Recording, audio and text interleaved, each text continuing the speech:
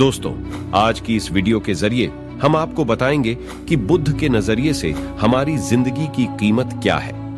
हम में से बहुत से लोग अपनी जिंदगी की वैल्यू नहीं समझते और अपने जीवन को ऐसी चीजों में बर्बाद कर देते हैं जिनसे हमारा नुकसान ही होता है। कुछ लोग अपनी जिंदगी शराब के पीछे बर्बाद कर देते हैं, तो कुछ लड़कियों के चक्कर में और कुछ अपनी सारी जिंदगी पैसा पैसा करके बर्बाद कर देते हैं।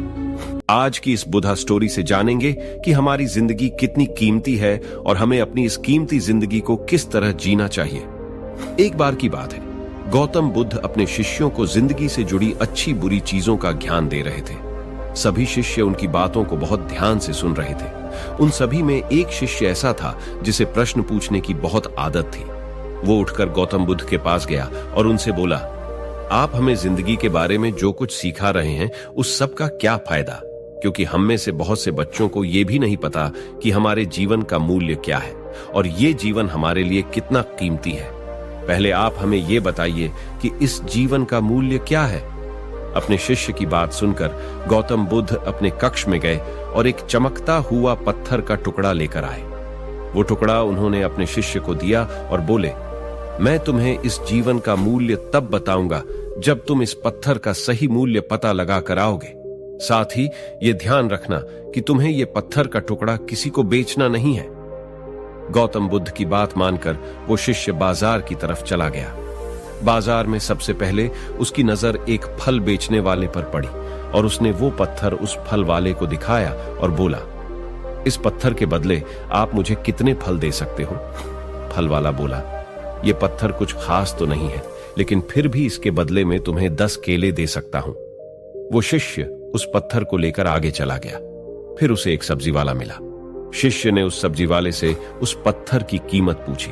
सब्जी वाले ने उस पत्थर को ध्यान से देखा और बोला, इस पत्थर की कीमत के बदले में तुम्हें ज्यादा से ज्यादा एक बोरी भरकर सब्जियां दे सकता हूं। इसके बाद वो शिष्य उस पत्थर को लेकर एक सोने के व्यापारी के पास गया।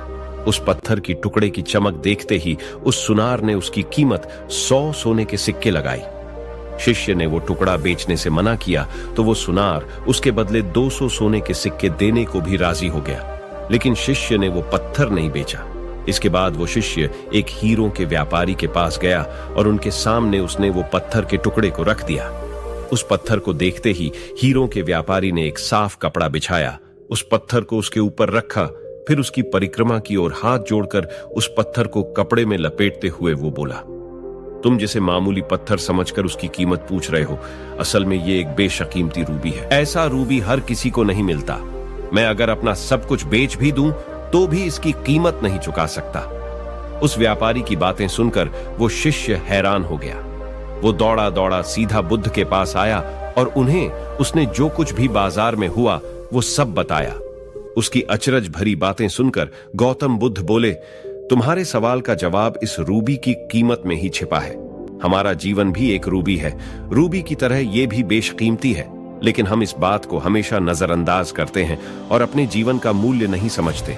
हम दूसरों को देखकर और उनके जैसा जीवन जीने की कोशिश में अपने जीवन की कीमत को कम कर देते हैं। हम ये सोचते हैं कि हमारी जिंदगी की कीमत वही है जो दूसरे हमें बताते हैं, लेकिन ये बात हमेशा ध्यान रखना कि सामने वाला अपनी हैसियत, बुद्धि और अपनी समझ के हिसाब से तुम्हारी कीमत लगाता है। जिंदगी सिर्फ एक बार मिलती है, इसलिए इसको बर्बाद ना करें। अपनी जिंदगी को उतना ही कीमती समझें जितना कीमती आप अपने बैंक में रखें रुपयों को समझते हैं। आज के समय में लोग अपनी जिंदगी से ज्यादा कीमती प्यार, पैसों और दिखावे से भरी चीजों को समझते हैं। प्यार के चक्कर में लोग सुसाइड कर लेते हैं। पैसों के चक्कर में ऐसा काम करने लग जाते हैं जिससे उनकी जिंदगी बर्बाद हो जाती है। नाम कमाने के चक्कर में उल्टे सीधे काम करने लग जाते हैं। हमेशा याद रखें कि दिखावा करना जरूरी नहीं है।